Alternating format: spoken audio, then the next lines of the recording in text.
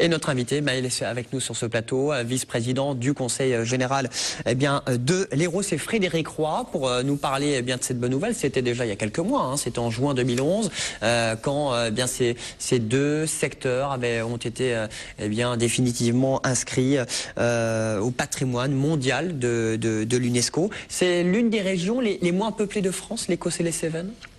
Oui, très peu d'habitants au kilomètre carré, mais une richesse de vie et de proximité et de terroir qui s'étend sur deux régions, Midi-Pyrénées et Languedoc-Roussillon, et 4 départements, la Lozère, l'Hérault, le Gard et l'Aveyron. Et donc, effectivement, au mois de juin, l'immense plaisir pour ce territoire de voir être inscrit au patrimoine mondial de l'UNESCO dans la catégorie des paysages naturels, culturels et vivants.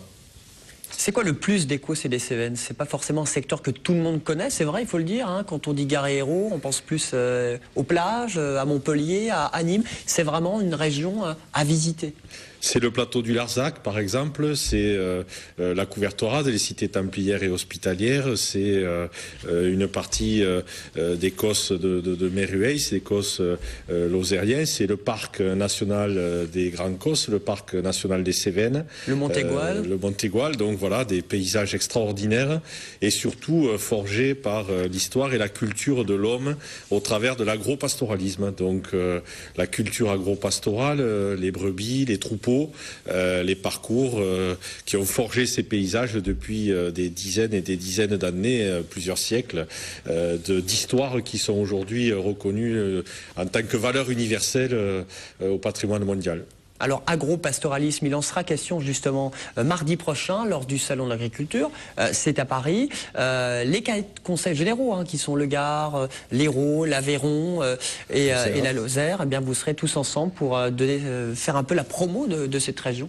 Voilà, en partenariat, les 4 conseils généraux organisent une opération donc sur le stand du Conseil général de l'Aveyron. Sur l'agropastoralisme. Sur l'agropastoralisme, tout à fait, au Salon de l'Agriculture à Paris, en partenariat avec les comités départementaux du tourisme qui mettent en place un certain nombre de dispositifs, parce que être inscrit, c'est bien, mais effectivement, aujourd'hui, il faut communiquer, informer d'abord sur la valeur économique et le rôle de l'agropastoralisme, d'où cette manifestation au Salon de l'Agriculture, puisque c'est avant tout l'élevage qui est la clé de voûte de ce classement au patrimoine mondial, et puis bien sûr le faire savoir auprès des populations à la fois du territoire, mais également des populations nationales, voire internationales, et le rayonnement du Salon international de l'agriculture de Paris méritait que soit mis en lumière le classement au patrimoine mondial. Alors tout au long du Salon de l'Agriculture Port de Versailles à Paris, l'Écosse, les Cévennes bien représentés, sous forme de quoi? Dégustation, d'animation, de débat?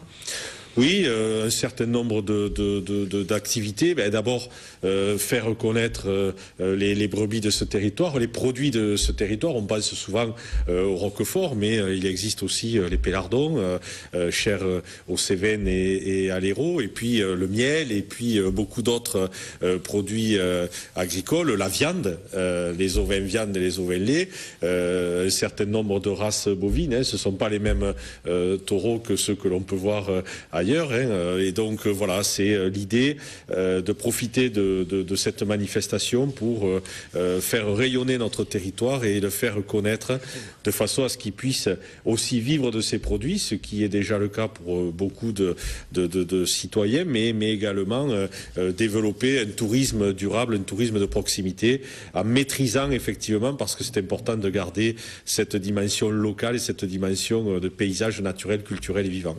Les plateaux calcaires d'Écosse, les vallées des Cévennes, ou encore le Montégoal, c'est ça, l'Écosse et les Cévennes, donc inscrits au patrimoine mondial de l'UNESCO. La promotion donc tout au long de l'année, et surtout donc au Salon de l'Agriculture, c'est à Paris, ça commence ce week-end, et le grand rendez-vous ce sera la semaine prochaine.